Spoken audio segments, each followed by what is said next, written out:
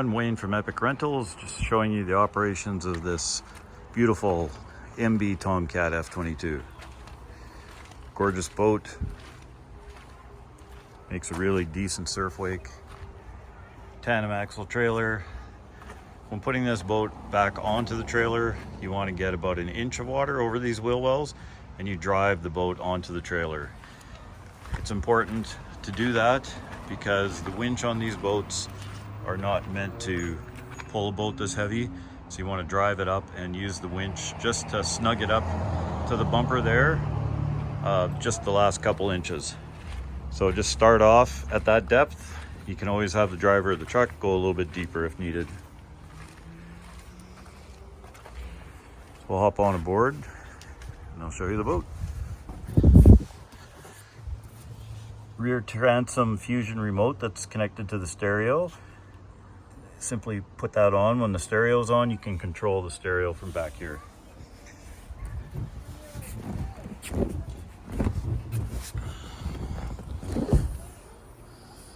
Start here, the port locker. So this boat has two 1,400-pound tanks that are under the floorboards, hard tanks, and these are aftermarket bags. There's one in each locker. These bags hold about 1,100 pounds of extra ballast. In this bag here is a tube.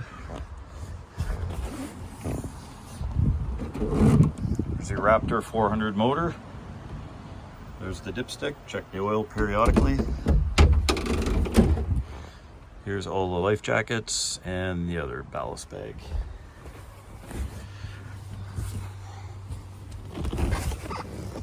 In this locker you have an MB storage bag. You can take that out, in and out of the boat. It's nice and handy for your beverages.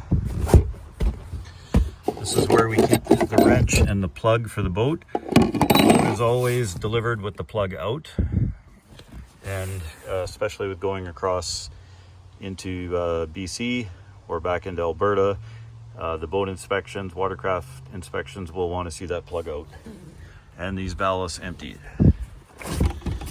In here we have all your surf ropes.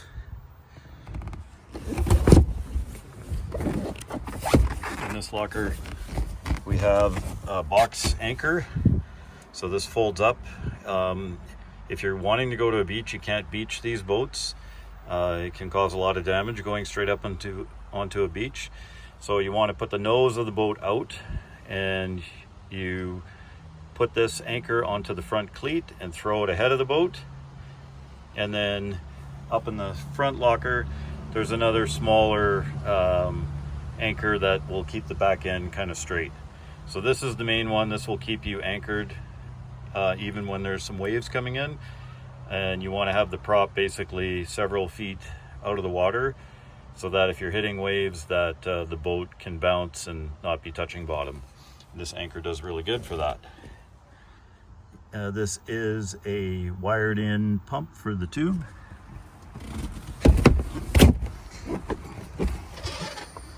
This boat has amazing storage.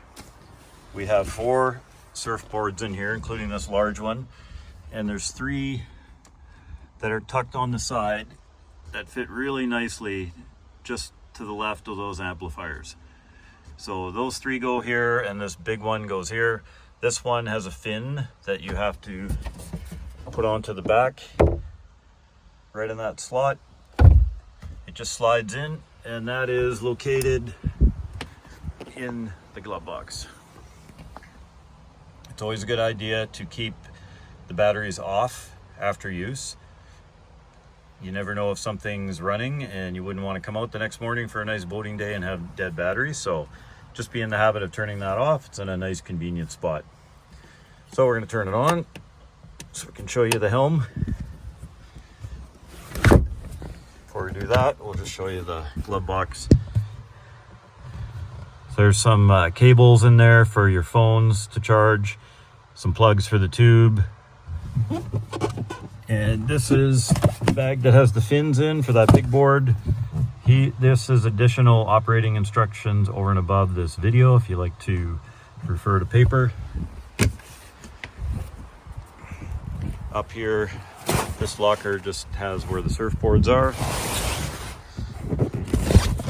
This locker here has your bumpers, and there's a tow rope, a tube rope, there's booster cables, then all your safety bailing kit and everything, registration is all in this tub, which includes flashlight, whistle, those kind of things, in case you were pulled over and asked for those items. They're all on board.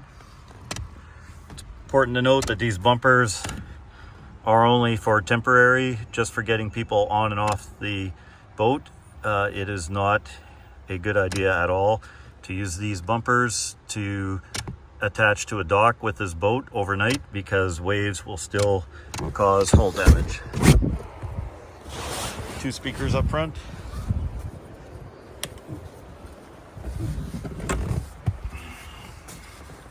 Here's the helm. This is a really easy boat to use. Just put the key in.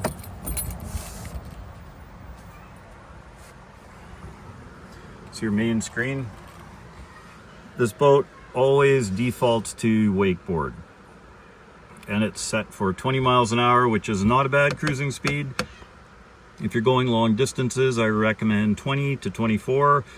Any faster than that is harder on the engine and burns a ton of fuel, and this boat can get pretty thirsty, so keep that in mind. It does a really nice cruising speed between 20 and 24. And cruise control on and off is simply right here. RPM, fuel voltage, oil pressure. This is your wake plate.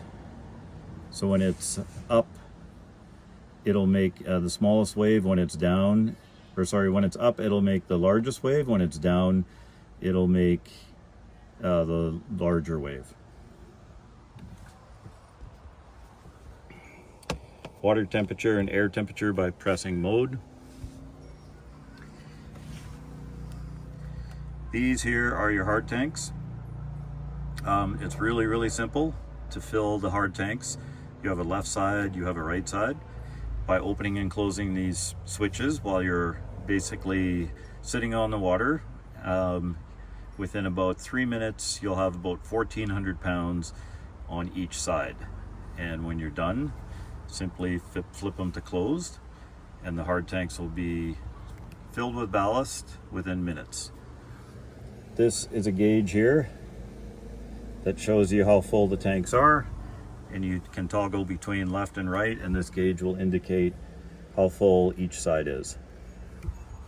When emptying these tanks, all you do is basically plow the boat at about 10 to 18 miles an hour. Open these tanks, watch your gauge. All the water will be coming rushing out of the back of the boat, and they don't pump off the sides like other boats. It basically rushes right off the back of the boat, and the tanks are gravity fed, and they will drain by gravity too while you're moving. So filling when you're not moving, draining while you're moving. Real simple thing. Those extra ballast bags in the back, these are the switches for them. The first time surfing, I would recommend just using these ones for your first time out. So just use the hard tanks only. When you want a little bit more ballast, getting more used to the boat, use these switches here to fill port and starboard bags back in those lockers back there. This boat has already 2,800 pounds of factory ballast in. Those bags are a little big for this boat. It will not take all of that water back there, especially if you have a lot of people in the boat. So what I would recommend the first time you do it, have the side you're surfing on about half full, have the side you're not surfing on about 1/3 full, and then see how the wave is doing. This boat basically surfs really well at 10.8 miles per hour. And if you're struggling to get to that speed, that means you probably have too much ballast in the boat. So just basically back off a little bit with those switches. You can also drop a little bit off the hard tanks, whichever you prefer. Okay, for surfing, it's very simple. The boat will always default to wakeboard. If you want to surf, you hold this left button here for about 5 seconds. It now is on wake surf. It's defaulted to 10.8. That is the best speed, as I was saying, for this boat to surf at. And you can see it is now surfing to the left, which is the regular side. If you want it to surf to the right, you push this button and there's a loud buzzer that will go off, because you can actually switch sides while somebody's surfing, and the buzzer will indicate to the rider back there to go over to the other side. So it's called switch surfing. It's something you can do. It's pretty loud, so I'm not going to hit it right now because I do have neighbors close by, and it is a fairly loud buzz. You'll see when you press it. But that's basically how you go from surfing regular to surfing goofy. Cruise control again, on or off in the center.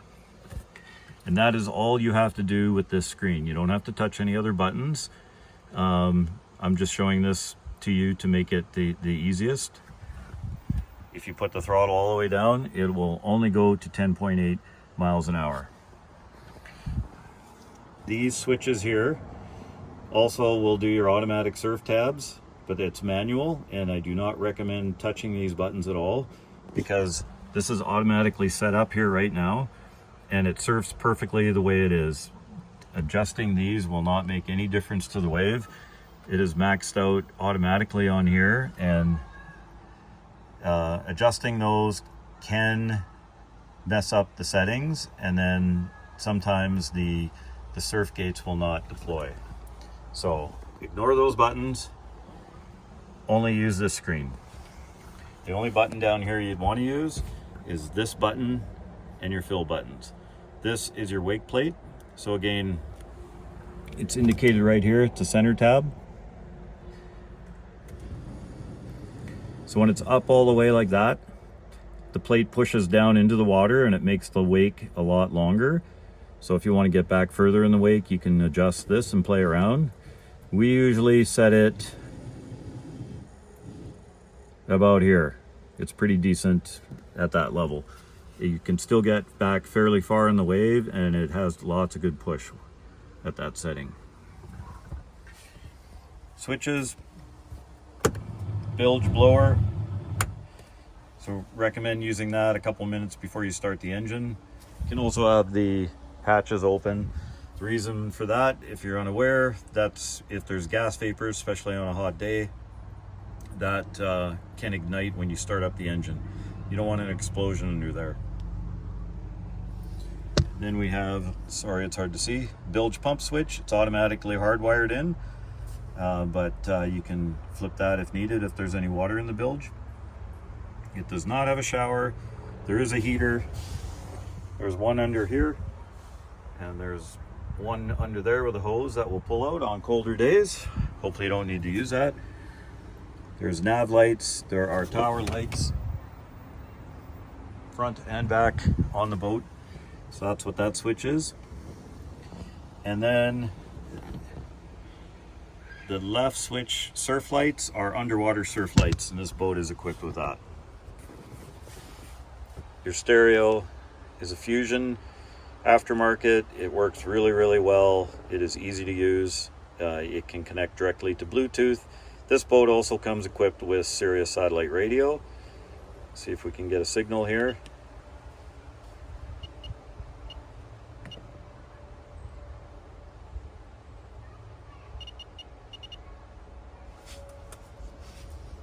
We have some big trees here, so it might not be catching a signal. Okay, no signal. To set up your Bluetooth, hit the left button. Oops, gotta go back to Bluetooth.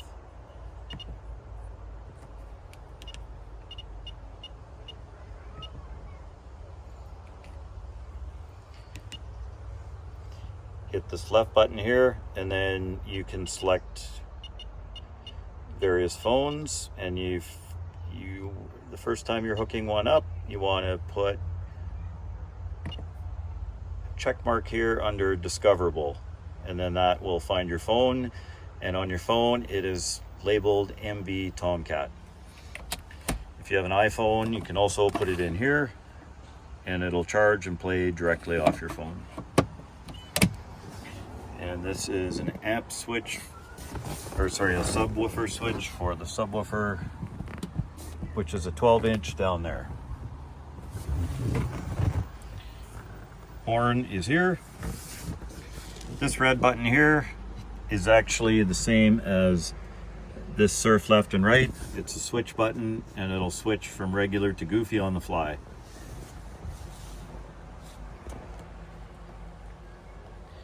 And that is it for the inside of the MB Tomcat.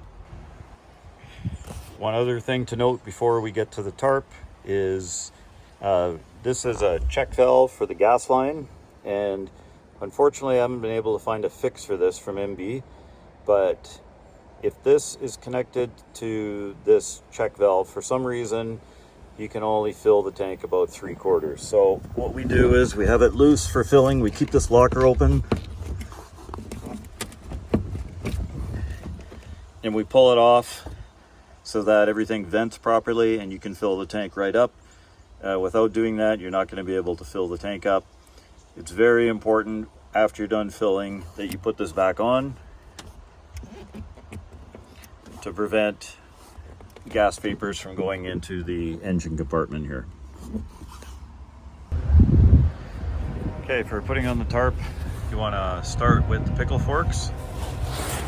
If you're going to have some rain, it is recommended to put our poles in that basically click into this from the underside. You will have to remove that center cushion and push it off to the side if you want to do that so the pole can go straight down. Poles are in here. They're basically adjustable to various heights. Just want to tint it up just so it doesn't pool any water. Got your windscreen in, then lock your window. I forgot to show you how to use the mirror earlier. So you always start with this button first to move it up.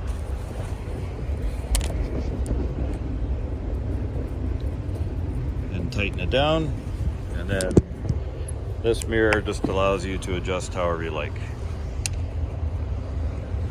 Put that down. And of course it stows like this when you're putting on the tarp.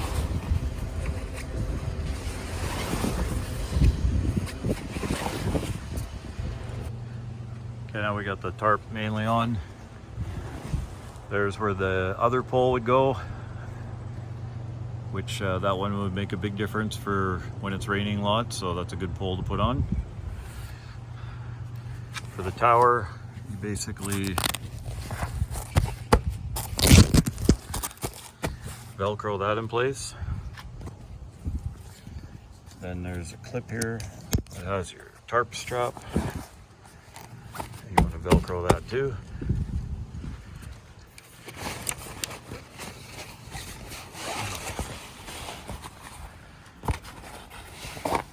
It's a little tricky to do with one hand. You're basically pulling this down over the rub rail.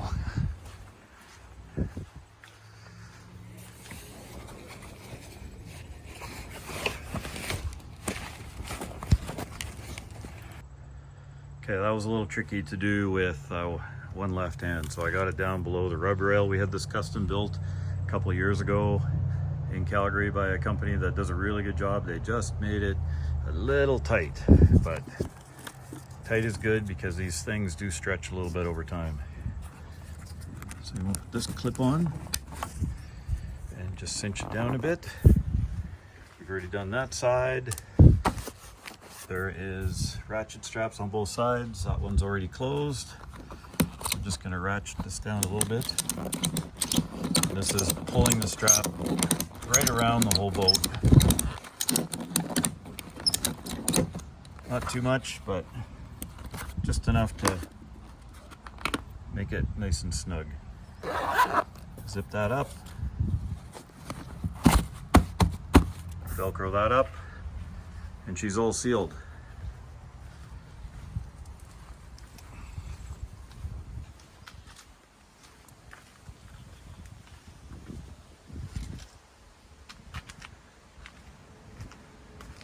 So there it is, MB Tomcat, Epic Rentals, 403-819-2573. Come surf with our great boats. Thank you.